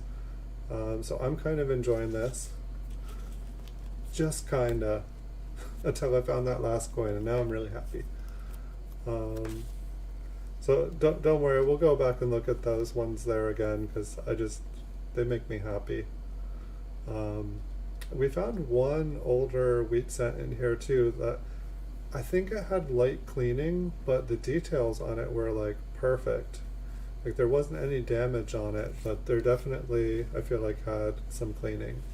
We're definitely pulling out lots of coins with like kind of like a green and a pink toning. They seem to be, I'm hoping that it's not the plastic in here, but we're definitely finding ones with grain. We're finding lots of cleaned ones, because you guys know I used to absolutely love clean coins. I hoarded them practically. I thought they were the most beautiful thing I'd ever seen. You look at all these other dirty circulated wheat cents, and then you come across a nice gleaming cleaned one. It's like, whoo. But I'm learning slowly. I got my first copyright claim the other day. I was trying to drop someone's link for their channel, and when I clicked on their video, I didn't have my headphones on, so I didn't realize they had music playing on their channel video, and I was just grabbing the link, and then the next day I got a copyright claim for my last Coin Vault Has Opened episode. I was able to get it fixed, but an interesting experience nonetheless. It was definitely, I'm always trying to be careful with music and copyrighted stuff, but to have it happen without even realizing that music had snuck by me like that, it was quite interesting. And it was fascinating how fast, within 12 hours of the video being posted, there was already a copyright claim. Like how quick the computers are able to search a video and dissect it and then connect it. It was like maybe 40 seconds of a song before I like heard like a faint sound coming from my headphones, and like, oh, I should close that browser. Speaking of, I should check my browsers. I always try to make sure I didn't like leave something running, like, but it's fine. At least they give you a warning and tell you that you can fix it. And it's interesting too, when someone does a copyright claim, they automatically start to, like say with monetization, they automatically take the monetized, if you make any money off of that video, they get all of the money. Basically it becomes like a money vehicle for them.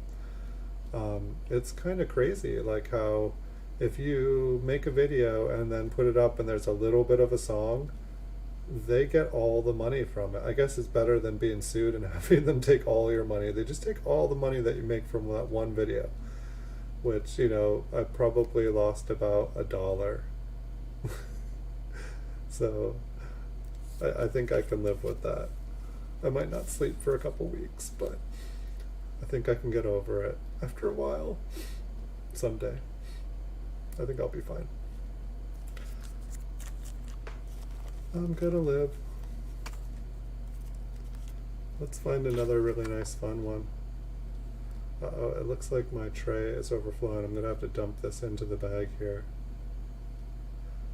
But yeah, it's like I should just like create, I wanna like open up like a giant, like huge, horrible corporate entity, that, you know, or it's like imagine like creating a program that works for these companies, like creating a program where if you know, you're like, hey, MGM Music, like, or whatever, yeah, I created this program. It can like scrape the internet and find tons of videos that are using your copyrighted material, and how about you give me 50% of all videos? It's like that seems like a really lucrative place to be, and you know, stifle free speech and free expression. And I mean, I understand an artist working hard and you know, like trying to make a living off of their music and stuff, but um, I guess a lot of people probably like pirate stuff. Um, but it seems like, I don't know. I think artists should be able to do with whatever they want with their music, but they too often end up becoming like basically enslaved in some kind of fashion to the companies that help them release their music into their world and kind of like stifle and control their music. Wow, that's crazy. Yeah, I was thinking of like just, you know, like say like I'm kind of more of like a classic rock, like that's kind of seems to be more the kind of stuff that I listen to. It's like I'd like to be able to like get like, you know, like kind of like a playlist, and then, you know, essentially like buy permission to be able to just have it on repeat on my stream. You know, I understand everyone that likes coins might not like classic rock at the same time, and then I'm not sure if everybody wants to like listen to the same songs and repeat, but it's like I'd only be able to afford to get so many songs unless it's cheaper than I think. It's not, I don't think I can just like get a radio station and start playing it in the background. Like, I've definitely seen people like watching a TV show and having their stream like get removed because there was like, you know, it recognized what was going on. It's like, why are they even able to listen in to what people are doing in the background at their house? It's like I can't stream when other people are around here because everybody likes to do something with, you know, an electronic device, and those electronic devices are, you know, emitting different sounds and music and voices, and they're all copyrighted. Um, it's like, it's kind of like, hey YouTube, stay out of my house, and at the same time it's like, you know, hey YouTube, stay out of my office, you know, but then at the same time, if you have a camera on and you're putting yourself into public domain, they essentially have the right to listen in and watch, right?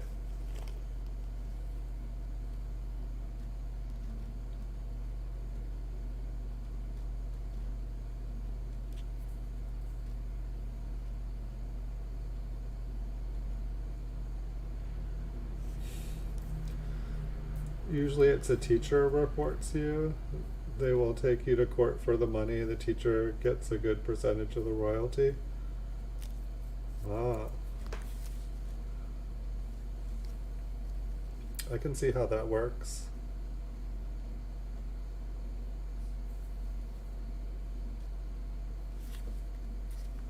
Yeah, I mean, I'm glad that it was just a copyright claim.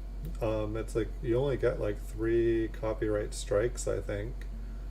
I'm not sure. I'm honestly, I read everything about it, but I'm not 100% clear of what the copyright strike and what the copyright claim, what the difference is. Like pretty much like from what I understood, like from the copyright claim, it just yanked all of the, you know, it just like basically we control your video now. But I was able to, like, they gave an option to, it took over 24 hours for YouTube to do it, but basically I just said, you know, it was like you can mute the area where the offending music was, and then you can remonetize it. But then it gave me another option to delete the music around. I haven't gone back to listen to hear if I'm like, I don't know what, if when I'm talking in the video now, if it's clear, if they were actually able to successfully remove the music, but it seems like the copyright claim went away after I did that, and so that's kind of a cool option that they give you, is that you can delete the music in the background. They were able to, I guess we're all being recorded on multiple audio, it's amazing that they can just delete that from the background. But learning more about YouTube here. So I will give you guys the heads up. I think I'm going to end this here about 11 o'clock, which is unfortunately about 4 minutes. But I should have a ton more stuff for you guys for the next show. There is a small chance I'll be doing a bonus stream tomorrow. If I do, it's going to be an earlier one. Of course, I might do it later. I know I haven't been doing bonus streams lately. I've just had so much stuff going on here. It has been insane. But I'm just trying to keep it together. But I'm trying to keep my regularly promised streams a go every week. So Wednesdays and Saturdays at 9 p.m. Pacific time here in California. That is when I guarantee I will stream. And when I'm able to stream, I will definitely be throwing up bonus streams. It's like, I like material like this, or like, like the rolls that I did where if I have an hour, I can do an hour, but when I'm doing the mint cellos, it's like I like to do the whole roll. I don't want to just like open up a roll and then like, okay, we've looked at 30 of them, but I gotta go. We'll do 20 of them next week, It'd be kind of cool to do Scooby-Doo episodes, but I feel like it breaks things up. I saw, I think Tuesday auction, I was on Chuck's stream. I got to check out his one. I believe what he does. Did Jessica have her show today, or he was having a bunch of reveals this week?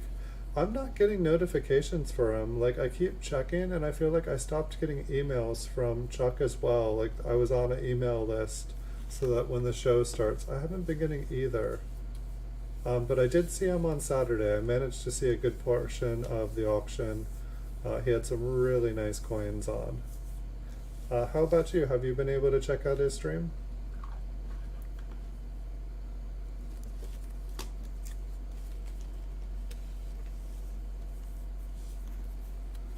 And so just a couple more minutes, guys. I do apologize. I wanted to show up for the regular time, but I actually have a couple things I still got to do here before I go to bed.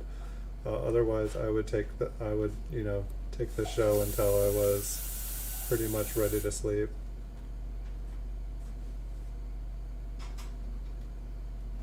He's not using PCGS? Oh, nice. Did he do NGC, or I feel like I've seen more NGC coins.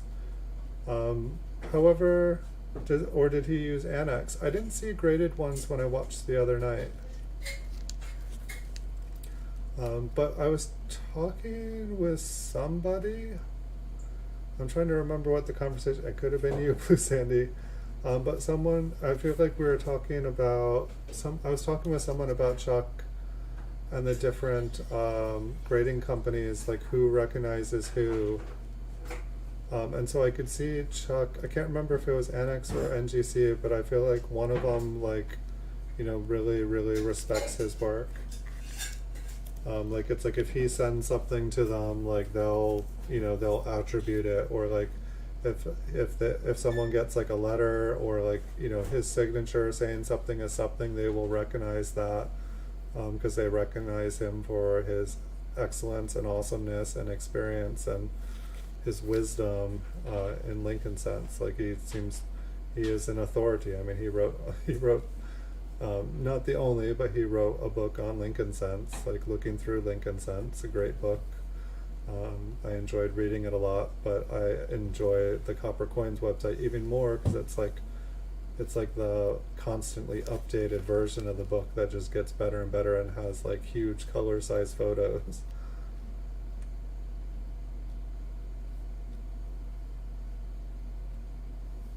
Nice.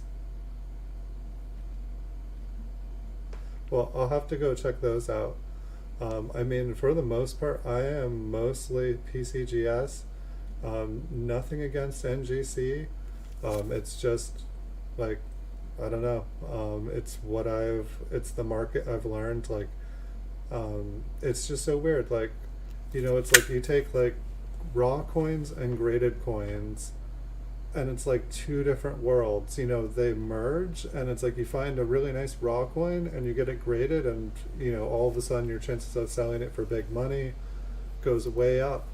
But it's like the NGC, the annex, it's like their markets, the people that buy them, everything is different. It's like a parallel universe. Nice. Yeah, that's the interesting thing too, is that some of the other grading company, like PCGS, has like a set amount of errors they will recognize and attribute. And some of them you just kind of like shrug your shoulders, like, what, you won't do that super crazy awesome one that everyone else loves, but you will do this one that, like, if you look at it with a microscope right here, maybe you can see what's there, but you would never know it was there if you didn't look. But that's a huge, awesome. Some of the things, some of the grading stuff doesn't make any sense to me at all. But it is what it is. I'm wondering if I still have that other one out here. Did you see this one, Blue Sandy, here? It's like only PCGS right here. It's the only company that you can get a 1957, or I'm sorry, 1958 MS67 red cameo. We can't even see it, huh?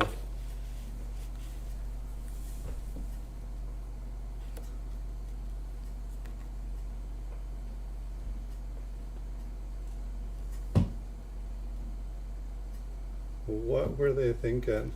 So I guess that this coin, it used to show up in the PCGS registry. It was MS67 red cameo in the population reports, but the previous owner that I got it from got it fixed, so now it shows up, if you check the cert, it shows up as a proof 67 red cameo. But yeah, coffee, it's important at work. So if you don't drink coffee, drink tea. If you don't drink tea, eat some raw sugar or something. You got to be awake when you work. Get some good sleep. Just the like error coins I've been getting, but I guess that coin, like, people used to think that it was possible to get MS67 red cameo coins. But it's like, I've had proof coins that were graded by them as mint state coins, and I've had, business strikes that were graded as proofs. I've seen that, but I haven't seen them mix the mint state with the proof attributes. So I just, that coin I thought was hilarious. I bought a proof 67 red cameo off of someone on eBay, and then after buying that one, they sent me a message and they said, like, hey, I've got another proof 67 red cameo, but here's the deal. And I got the cert fixed, but you have to promise me that you will not send it in to get reholdered, as PCGS will destroy that holder in a heartbeat. And this is like a one-of-a-kind item, and they want to destroy this thing so bad.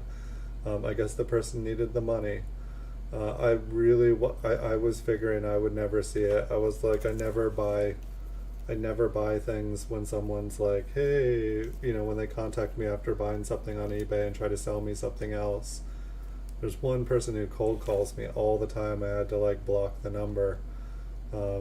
It's just like, no, I'm not going to give you my credit card over the phone. No, I'm not going to do that. No. Um, people have what is it, like chutzpah? I'm not sure what it's called, but some people got it. They're not afraid to put themselves out there and do stuff. Um, but here, let's look at that cut again. Let's make that tone coin dance a little bit, and I'm gonna have to say goodnight here in a minute. Yeah, I'm guessing they were doing a proof or a big group of coins as well. So here is that big beautiful cud. So like I was saying before, guys, if you guys have enjoyed this bag of coins, this is the bag here. Like, there's a lot more. If you guys enjoy it, hit the thumbs up. If you never want to see coins from this bag again, hit the thumbs down. You guys all get a vote on it. You know, this is a you know, I want things to be fun. I want to do what you guys want to do, and pretty much anything coin related, especially searching through stuff, is what I enjoy. So I will, I can, you know, I like going through the mint cellos lately because we get to look at really high grade stuff, and it seems like we've been having good times finding double dyes and finding different varieties. So I've been enjoying that. I also want to start getting a bunch of like original bank wrap rolls and stuff because they're cheaper than the mint cellos by far, and we can go look through lots more.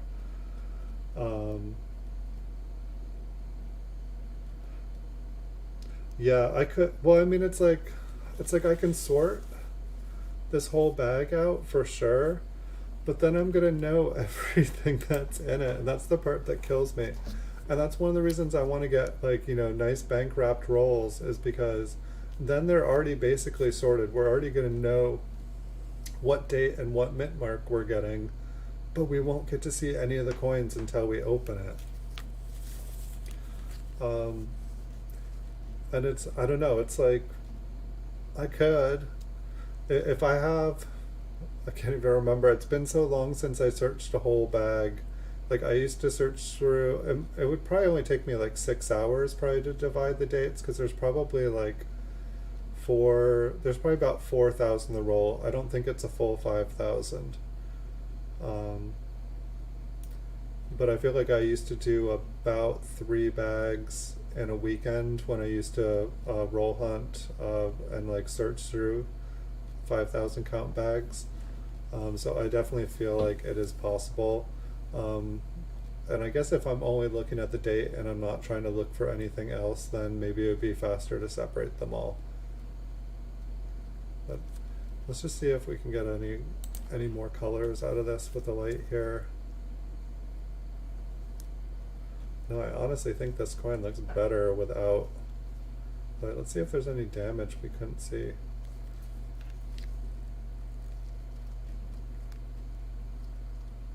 But I thank you guys all for watching.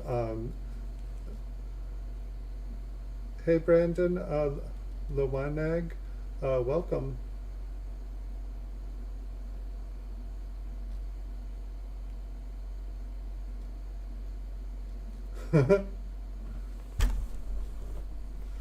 Just the date, do them on stream. Maybe we could do that. I used to get ones with tin foil around them, Brandon. It's definitely a thing. I feel like for a long time I was reading that people would put them in tin foil, I believe, and then put them in like a plastic bag and put them in the freezer. I feel like there was a lot of people I knew that would keep their coins kind of chilled. And I think that it's something about the tin foil. I feel like it helps protect them, but I feel like it also has the effect of like making some crazy toning on them as well. I feel like I searched through some like 20 years ago. Like, I think that like every time I bought, I think it was some guy named Ice Cube, who I still think sells on eBay, but had some really, really nice coins. I think that's who I got them from. But it is a thing, and when you get like a thing in the mail, when you buy stuff on like from somewhere, and like you just get this brick, like it just like, you know, a big chunk of tin foil, and there's like, you know, sometimes they do it really nice and the tin foil goes around it really fine. Sometimes you just get like it's like all mashed into like a big brick. I've seen it all different ways. I don't do it. I don't have any like that at the moment. But I hope it was a good roll. I hope it did its thing. I hope it kept the coins nice and fresh. And if it gave them any crazy colors, I hope they were fun.